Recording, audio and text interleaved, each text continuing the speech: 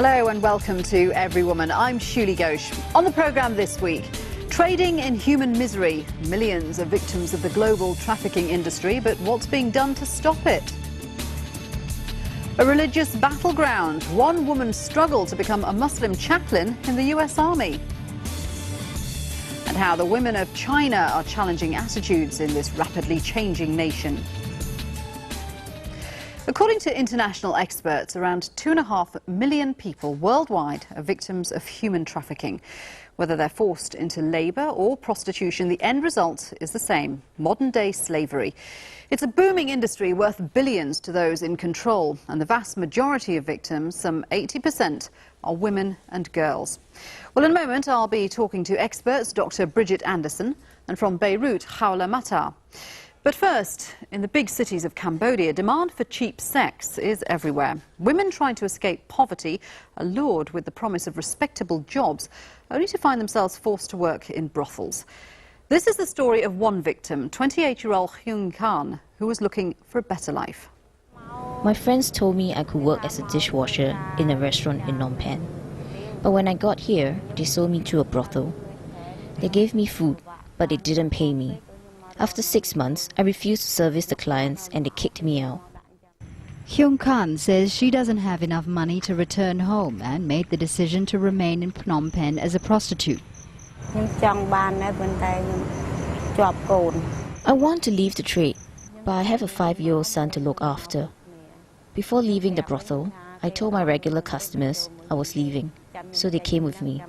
Now it's easier to do my own business. Hyun Khan claims that on a good night, she could earn up to $10. That's more than the average worker earns in Cambodia. She's willing to risk the dangers of prostitution for the money and flexible hours. I'm scared of contracting HIV or if a customer tortures me, but there is no other option. Even if I get a job, there is no one to take care of my son.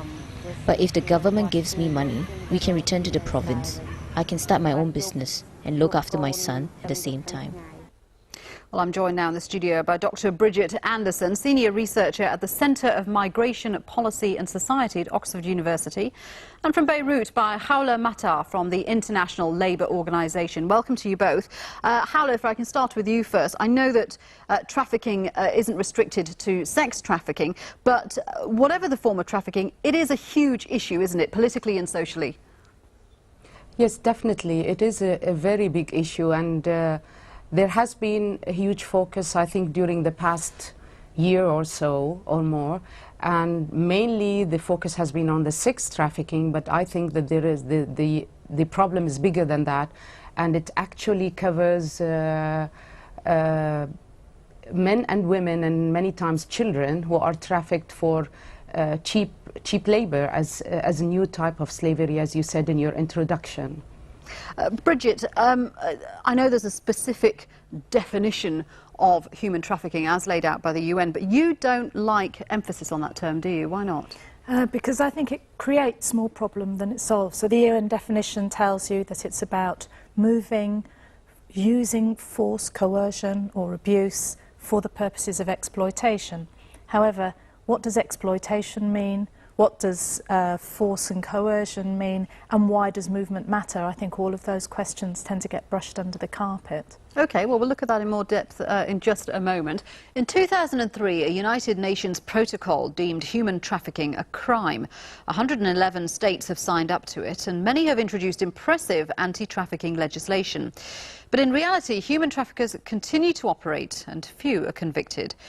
In Cambodia, despite a raft of new measures, much of the work being done to help women is by individuals and non-governmental organisations. Everywoman went to meet the women who managed to escape. Si Nguyen is among the lucky few who have been given a second chance in life. She was rescued from a Thai brothel 2 years ago. She spent a year in this Phnom Penh rehabilitation centre run by the NGO Acting for Women in Distress. Better known as AFICIP, the organisation provides care and counselling for former victims of sex trafficking. Here, the girls are taught literacy and occupational skills to help them reintegrate into society. The program is the brainchild of Mam Somali, herself the victim of sex slavery at an early age. You know, my experience pushed me to start a visit. I just want to give the opportunity to the girl, to the victim, to have like independence financially, to have like the opportunity to start the vocational training, you know, help them to give them everything. AFASIP runs 3 such centres, including one for girls under the age of 16. These sanctuaries help the survivors confront past abuses and build their self-confidence. They just like traumatized when they arrive. Because I say to them, you have 2 ways. One way is suicide, because your life is passed in the browser, you have horrible life. Second way, you should survive. Show them that you can do it. Show them that you are not, you know, even you was raping, even you was in the browser, but you are clean yourself. 19-year-old Shrey Kar is determined to make the most of the opportunities the centre has given her. Her poverty-stricken parents sold her to a brothel when she was 6 years old. At 9, she was forced to work as a prostitute. At 16, Shrey Kar was rescued by a kind neighbour and sent to AFASIP's Phnom Penh centre. She took up sewing and now has her sights firmly set on building a better future. I plan to work in a factory and save money so I can buy my own sewing machine. I want to open my own tailoring business. While Shrey Kar and her friends are thrilled at the prospect of a new beginning, leaving the past behind can be difficult. The victim, they feel victim. It's like me, I'm victim, I feel victim all my life. Sometimes it's hard for me to keep it and going on. Even I give all my advice to the girl, but I cry a lot of times also, you know. Bridget, we know that over 100 states have signed up to the UN protocol against human trafficking, but even though they've brought in anti-trafficking legislation, it doesn't seem to have done much good. Why not? Well, I think it's quite interesting if you look at the numbers that are thrown about in terms of, you know, 600,000 a year trafficked internationally across borders and so on. But then if you look at the actual numbers of the amount of services that are actually provided by states is very small. So, for example, in the UK, we're told that 3/4 of illegal immigrants are victims of traffickers, yet we only have 35 Home Office funded places for victims of trafficking. So there is a huge discrepancy between state rhetoric and actually what they do. Why don't governments care about these victims? Well, I think because actually when you're talking about trafficking, in fact you're dealing with some very difficult issues.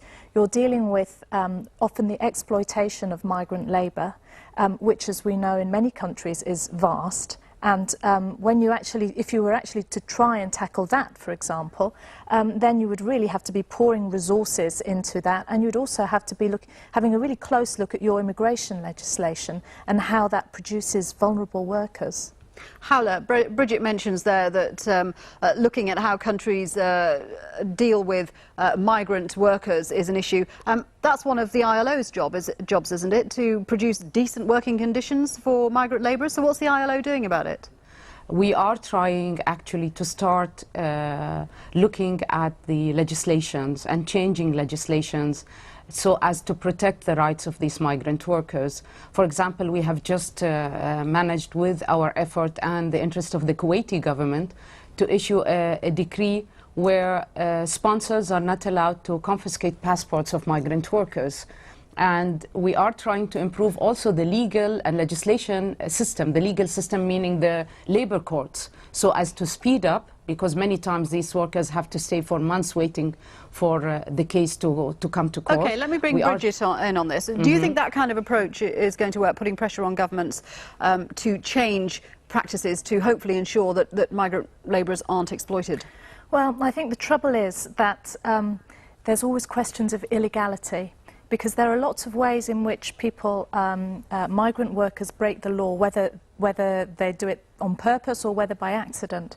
And then what happens, the employer can say, if you don't do what I tell you, then I'm going to report you to the police and you're going to be deported. Do you think that that's one of the problems, that many governments don't see the problem with human trafficking per se? They're translating it into a problem with illegal immigrants and with border security. Well, exactly. So in that instance, of course, despite the fact it's an abuse of vulnerability, you will still get deported. And I think the trouble is that, yes, trafficking is seen as being about immigration, whereas in fact it's about labour exploitation. One of my problems with all the rhetoric about human trafficking and all the protocols that have come in and all the promises by governments is that very few of these trafficking gangs of criminals who benefit from it are ever imprisoned or ever convicted. Why is that? I think that governments have to do more about their legal system. Many times when they are caught, one of it is that, you know, corruption is very high in this region. So they can buy their way out. Other times is that there isn't really a system. Most of the time the victims are punished more than those who are smuggling them or the criminals themselves. And this is something that the ILO is working so hard to focus on, is that we have to tackle the issue from its source. So is there a solution? I think there is a solution, and I think the solution lies in labour standards and in international labour standards first and foremost, and in giving migrant workers equal rights with citizens. OK. Ladies, thank you very much indeed for that discussion. That was Dr. Bridget Anderson in the studio with me and Hawla Matar speaking to us from Beirut. Thank you both very much indeed. Thank you. Now, it is, of course, Ramadan, and for the past couple of weeks, millions of Muslims across the globe have been observing the Islamic holy month through prayer and fasting. But for many women, Ramadan is also a time of stress as they try to juggle jobs, household duties and religious rituals, which go on long into the night. Well, good news, help is at hand. The Islamic media organisation Sound Vision has come up with its 8-step Ramadan plan for sisters. It recommends getting the men and the children to help with the cooking and the clearing up, and organising all-women prayer meetings where childcare is shared amongst the group. But the key message is aimed at reducing women's stress in the kitchen. As the website says, in Ramadan we should be thinking of God, not stuffed grape leaves. Sounds like good advice to me. After the break, a holy battle as a woman soldier fights to be recognised as a Muslim chaplain in the US Army.